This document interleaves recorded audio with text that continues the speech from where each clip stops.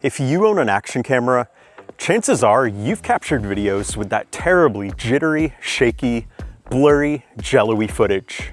Footage so wobbly, it should come with a spoon. And the worst part is, once it's baked into your footage, you can't get rid of it. And unlike a bad cake, you can't just blame the oven. There's no unbaking this one. But today, I'm going to show you how to never have jittery footage again. Now, some people say slower shutter speeds are the problem, but they're not. So this is with a shutter speed of 1/50. And I am walking in the same way, hitting a tree too, as I did with the other action cameras. And what do you notice here? None of that terrible jitter, nothing at all. No jello, no wobbly effect, nothing. And here's why. The reason for that is the DJI Osmo Pocket 4P. The camera is mounted and stabilized on a gimbal head. So what's happening is the physical stabilization is taking place before the footage is recorded. So that 1/50 shutter speed and the associated motion blur, there are zero problems with that. It's there in the footage, but the footage was stabilized properly first, beforehand, and not after the fact via EIS like it is with action cameras. But when I take my 3 action cameras here, my Ace Pro 2, my DJI Osmo Action 6, and my GoPro Mission 1 Pro, if I film at that same shutter speed with all of these, 1/48 here, 1/50 here, and 1/50 here, it's not pretty. Look at all that jitter in our footage here. It's pretty bad. So really quick, some of you may want to know why this jittery footage happens to begin with. And by really quick, I'm going to tell you in less than 30 seconds. Start the timer.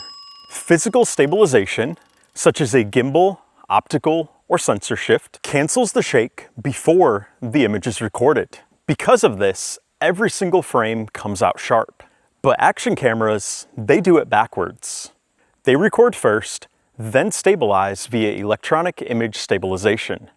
By that point, the motion blur is already baked into the footage.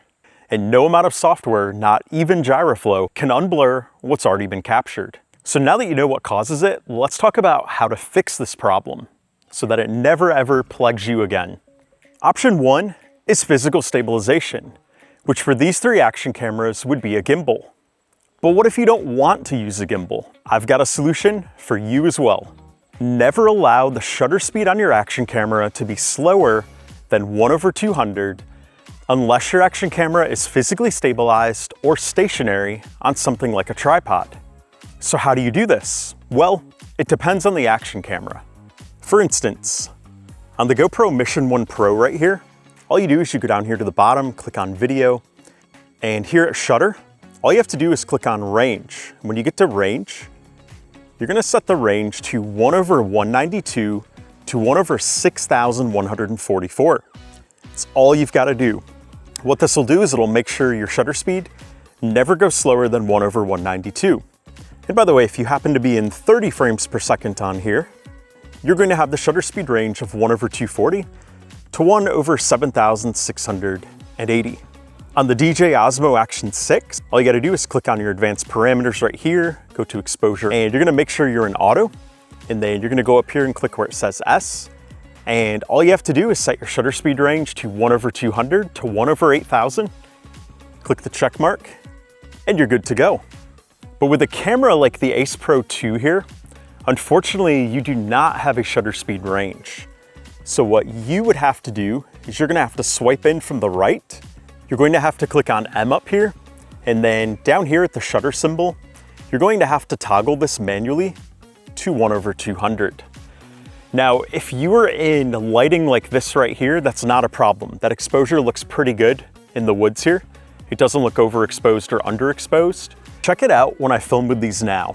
So same place, same movement. The only difference is the minimum shutter speed is 1/200 now. Shutter speed cannot go slower than that. And I am not even trying to walk smoothly, but you can see each of these are doing a phenomenal job. There's no jitter, there's no ghosting, there's no judder, there's no jello.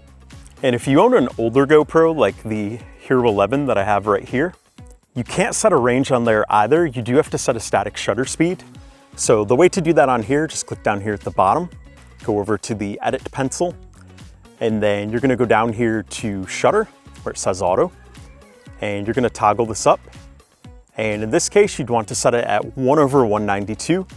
And by the way, that is close enough to 1/200. You're not gonna get the jitter and ghosting in that either. But there is one exception to that. On GoPros like this, you can install GoPro Labs firmware and you can set a shutter speed range via that firmware. I'm not going to get into all of that in today's video, but I have a video I've linked to above that shows you exactly how to set up and use GoPro Labs firmware. What if you want to film in low light footage or at nighttime and not get super dark footage? Because if you use the shutter speed of 1/200 in low light, you're pretty much going to have unusable footage for a different reason. It's going to be very dark. And if you try bringing up those shadows, you're gonna have super noisy footage and it's just gonna be terrible for a different reason. But what if you also don't want to use a gimbal? Well, at that point, you only have one option, and that is to bring up the ISO. But I recommend using great caution with this. First, I don't recommend putting the ISO any higher than 1600 on action cameras. If you do, you're going to get so much noise and grain that it's going to be very difficult to have that as usable footage.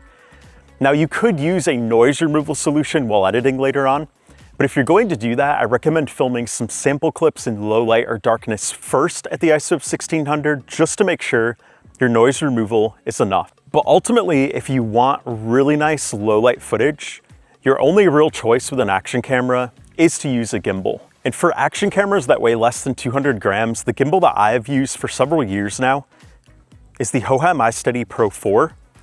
And this gimbal is nothing fancy. This thing is the definition of budget friendly. It is cheap. You can usually find it on sale for less than 100. And the sole purpose of this gimbal right here is to take the edge off the micro shakes in my footage, particularly in low light. And the best part is you can keep your stabilization turned on your camera. You don't have to turn it off on this gimbal.